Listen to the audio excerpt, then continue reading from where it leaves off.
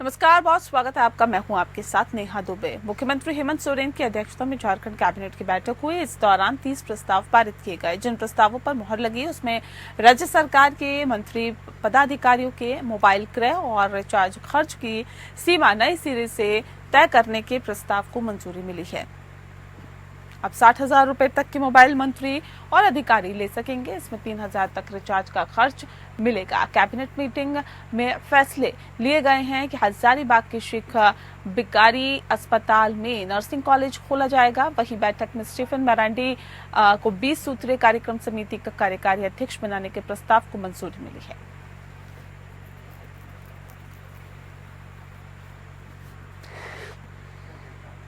टाटा समूह के Indian hotels company limited यानी IHCL ने झारखंड सरकार के साथ रांची में ताज होटल स्थापित करने के लिए साझेदारी की है। इसमें 400 करोड़ रुपए का अनुमानित निवेश होगा। ये राज्य में IHCL की छठी परियोजना होगी, जिससे पर्यटन को बढ़ावा मिलने और करीब 1,000 लोगों के लिए रोजगार पैदा होने की उम्मीद है। झारखंड के मुख्यमंत्री हेमंत सोरेन ने ताज होटल के निर्माण के लिए इंडियन होटल्स कंपनी लिमिटेड के साथ समझौता ज्ञापन पर हस्ताक्षर किए हैं। इस मौके पर सीएम हेमंत सोरेन ने कहा है कि टाटा समूह ने देश के विकास में महत्वपूर्ण योगदान दिया है। वहीं देश को आगे बढ़ाने में झारखंड का योगदान भी कम नहीं है। मुख्यमंत्री हेमंत सोरेन ने सोशल मीडिया प्लेटफॉर्म एक्स पर लिखा कि रांची के प्रोजेक्ट भवन सभागार में ताज होटल के लिए निर्माण के लिए झारखंड सरकार और इंडियन होटल्स कंपनी लिमिटेड के बीच समझौता ज्ञापन पर हस्ताक्षर किए गए। इस अवसर पर आप सभी को हार्दिक बधाई और शुभकामनाएं। जोहार।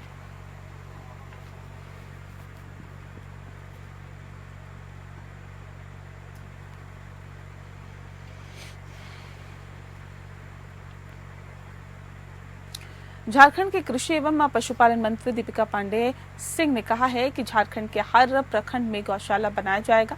गौसेवा के इच्छुक व्यक्ति अब राज्य सरकार के गौसेवा आयोग के माध्यम से आर्थिक सहयोग कर सकेंगे। आयोग की वेबसाइट के माध्यम से अपनी पसंद की गौशाला में योगदान कर किसी गोवंश का खर्च उठा सकते हैं।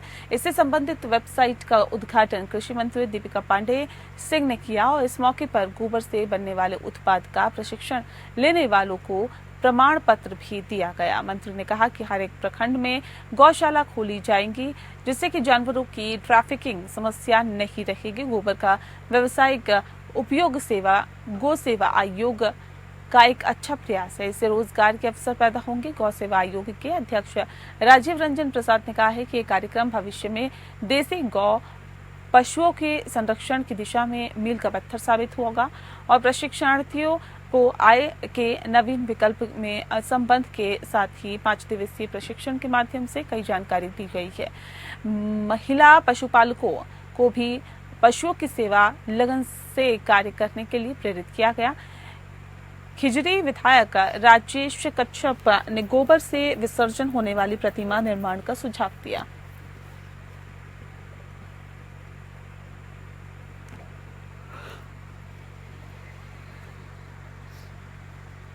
वन प्रमंडल बोकारो के द्वारा 75वां वन महोत्सव का आयोजन बांध गोडा में किया गया है।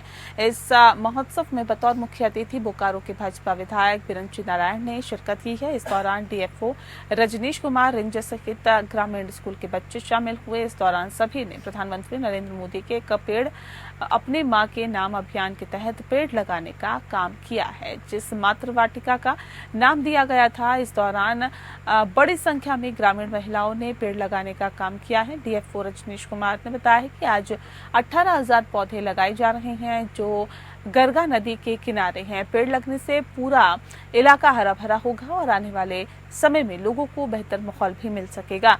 विधायक बिरंची नारायण ने कहा है कि सभी लोगों को पेड़ लगाना चाहिए, चाहे जन्मदिन हो या मैरिज एनिवर्सरी हो या फिर पुण्यतिथि हो, क्योंकि इन पेड़ों से हमें शुद्ध वातावरण भी मिलेगा और पर्यावरण का भी संरक्षण होगा।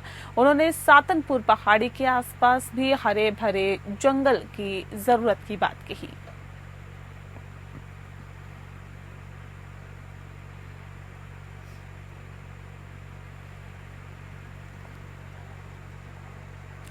वहीं झारखंड कांग्रेस के प्रदेश अध्यक्ष राजेश ठाकुर के निर्देश पर रांची सर्किट हाउस में विधायक कांग्रेस के दल की बैठक हुई और कांग्रेस दल की बैठक के साथ ही मुख्य अतिथि के रूप में प्रदेश कांग्रेस प्रभारी गुलाम अहमद मीर शामिल हुए। बैठक में विधायकों ने बारी बारी अपनी बातों को प्रभारी के सामने रखा और सरकार के कार्यों के साथ ही लोकसभा चुनाव के संदर्भ में विस्तृत रूप से चर्चा भी की और एक स्वर में आगामी विधानसभा चुनाव में सिर्फ अपने क्षेत्र में ही नहीं बल्कि आसपास के क्षेत्र में भी इंडिया के उम्मीदवारों को मजबूती प्रदान करने पर बल दिया। बैठक को संबोधित करते हुए प्रदेश प्रभारी गुलाम अहमद मीर ने कहा कि 2 दिनों बाद विधानसभा सत्र शुरू होने वाला है। विपक्ष के पास मुद्दे नहीं हैं। उन्होंने विधायकों को निर्देश देते हुए कहा है कि अपने क्षेत्र के साथ साथ जिले के सभी विधानसभा क्षेत्रों को साधना है ताकि सरकार के कार्य की जानकारी जनता तक पहुंचे। उन्होंने कहा कि झारखंड में विपक्ष के हौसले पस्त हैं और केंद्रीय बजट में झारखंड की उपेक्षा की गई है। झारखंड की जनता के साथ ही केंद्र सरकार सौतेला व्यवहार कर रही है और जनता को उनके हक से वंचित किया जा रहा है।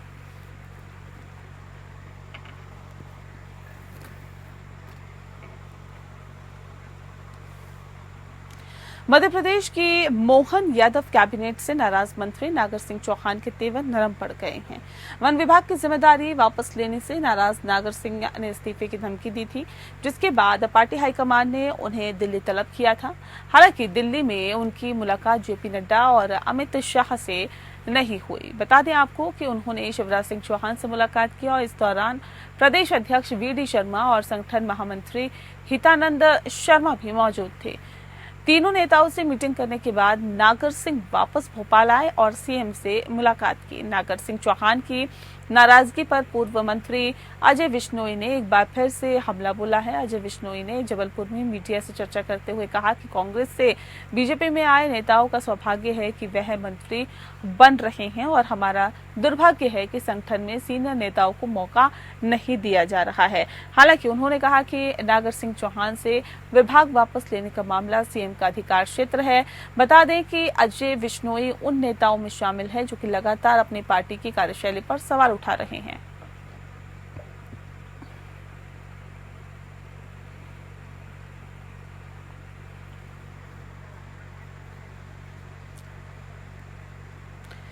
डिंडोरी के शहपुर विकासखंड के लालपुर गांव से दर्जनों गांव के छात्र छात्राएं सहित ग्रामीण जन जान जोखिम में डालकर साकुल नदी पार कर रहे हैं। दरअसल डिंडोरी सहित ग्रामीण क्षेत्र में जोरदार बारिश के चलते सकुल नदी उफान पर होने के चलते छात्र छात्राएं सहित ग्रामीण जन अपने काम को लेकर जान जोखिम में डालकर नदी पार कर रहे हैं। इसका सोशल मीडिया पर तेजी से वीडियो वायरल हो रहा है। तो वहीं बारिश की वजह से किसानों के चेहरे भी खिल उठे हैं। बता दें आपको, बारिश न होने के कारण किसान धान की रोपाई कुआं, नदी, नाले के पानी से सिंचाई कर रोपाई कर रहे थे। अब सावन लगते ही जिले में बारिश का दौर भी जारी है, जिससे कि किसान खुश हैं, लेकिन नदियों में उफान से लोगों की परेशानी भी बढ़ी हुई है।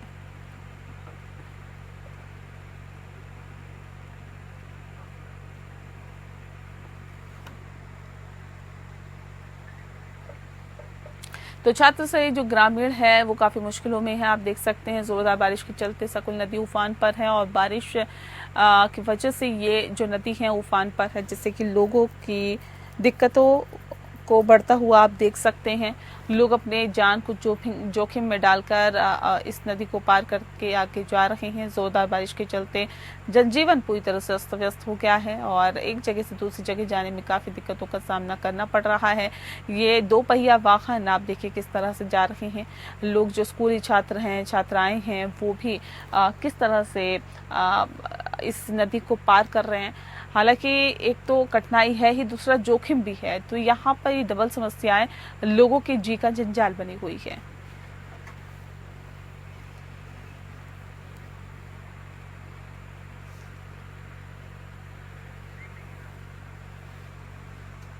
कि रायपुर में भारतीय जनता पार्टी के प्रदेश अध्यक्ष किरण सिंह देव ने कानून व्यवस्था और अपराध को लेकर कांग्रेस के प्रदर्शन को मुद्दाहीन कांग्रेस का राजनीतिक प्रदर्शन बताया। सिंह देव ने कहा है कि मुख्यमंत्री विष्णुदेव साय के सशक्त नेतृत्व ने भाजपा की प्रदेश सरकार में सबको न्याय मिलने की गारंटी और सबको न्याय मिल रहा है।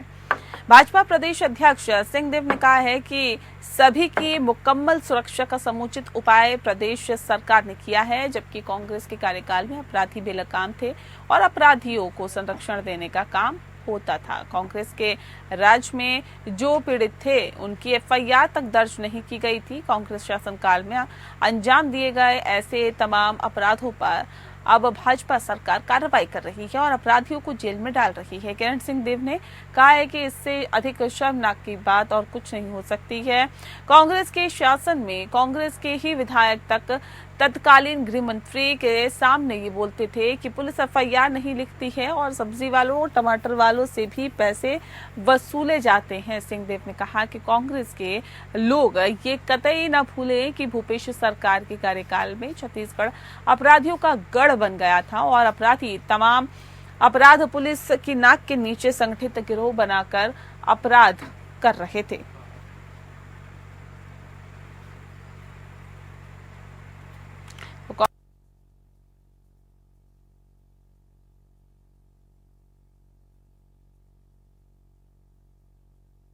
उनकी सरकार में खुलेआम रिश्वतखोरी चल रही थी।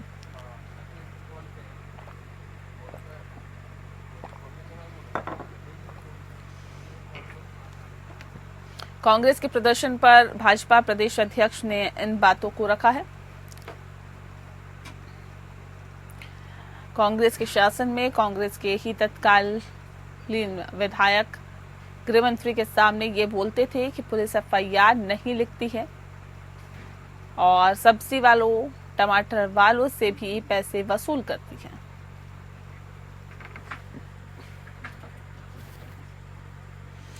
वहीं छत्तीसगढ़ के पंखाजुर में बीएसएफ की 94वीं बटालियन और पंखाजुर पुलिस की मौजूदगी में 3 महिला नक्सलियों ने आत्मसमर्पण कर दिया। नक्सलियों में मोती पोयम उर्फ यमला और डिप्टी कमांडर समेत 2 अन्य महिला नक्सली शामिल हैं।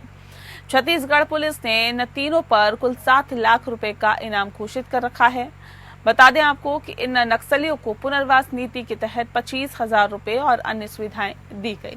पुलिस और बीएसएफ के लिए ये बड़ी कामयाबी मानी जा रही है।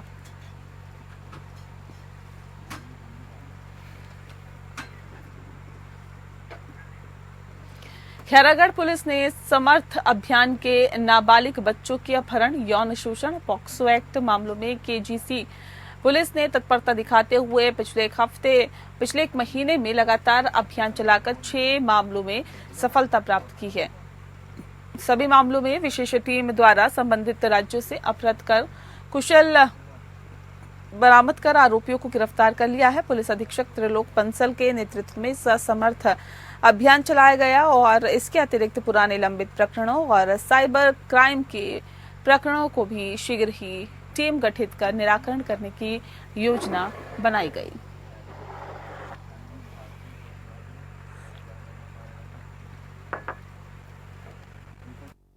आज प्रेस कॉन्फ्रेंस किया गया था।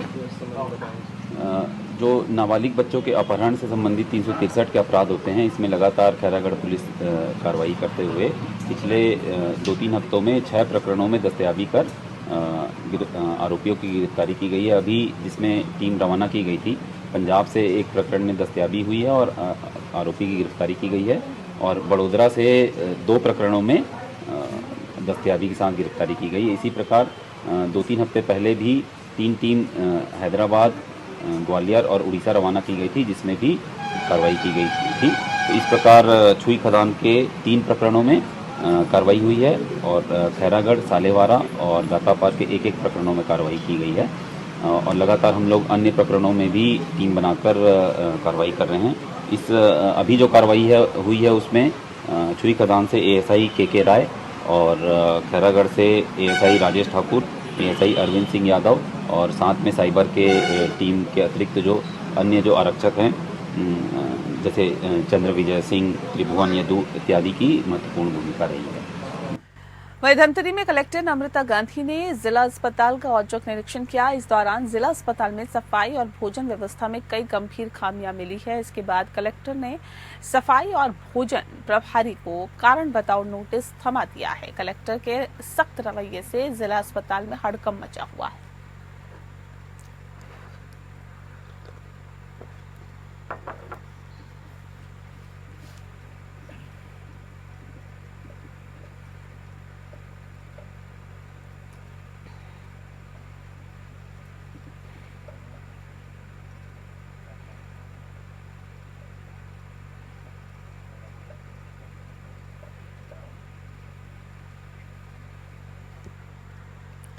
पहली बरसात की झमाझम बारिश ने मैनपुरा ब्लॉक के चलना पदर के डाक रेल नाले में मनरेगा योजना के तहत 14.50 लाख रुपए की लागत से बनाए गए चेक डैम की गुणवत्ता के साथ साथ कमीशन खोरी की पोल भी खोल दी है।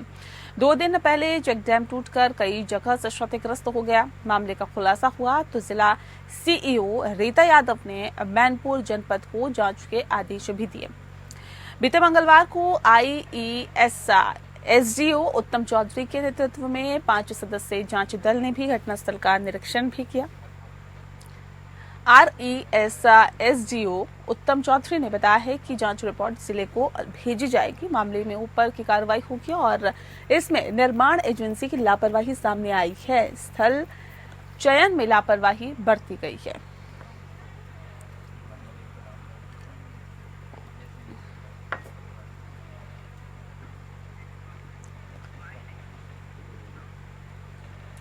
गरियाबंद के सरकारी स्कूल में फीस के नाम पर मोटी रकम उगाही का मामला सामने आया है। मैनपुर ब्लॉक के मूचबहाल हायर सेकेंडरी स्कूल में प्राचार्य ने भर्ती लेने वाले 10वीं के छात्रों से 1500 रुपए और 12वीं के छात्रों से 1600 रुपए फीस वसूली है, जबकि सरकारी गाइडलाइन में अधिकतम 500 रुपए निर्धारित है। हैरानी की बात तो यह कि प्राचार्य ने जनभागीदारी समिति के बगैर संज्ञान में लाए गए ये मनमानी किया है और ऐसे में वसूले गए रकम के बीच में किसी भी प्रकार से रसीद भी नहीं दी गई है। उन दोनों कक्षाओं में 100 से ज्यादा छात्र हैं, जिनसे 1 लाख से ज्यादा की रकम अवैध वसूली की गई है। हालांकि मामले में प्राचार्य ने बगैर कैमरे के सामने आए भर्ती शुल्क के साथ बोर्ड एग्जाम शुल्क साथ में लेने की दलील दी है, लेकिन एग्जाम शुल्क का निर्धारण से पहले ली गई है और फीस अवैध उगाही मानी जा रही है। मामले में शिक्षा विभाग के अफसर कुछ भी कहने से बचते हुए नजर आ रहे हैं।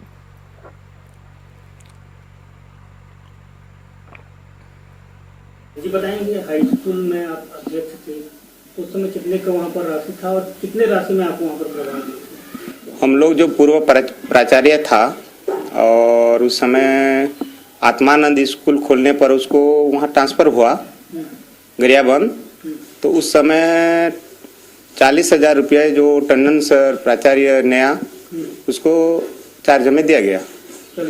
40,000। तो क्या डिसीजन करके दिए?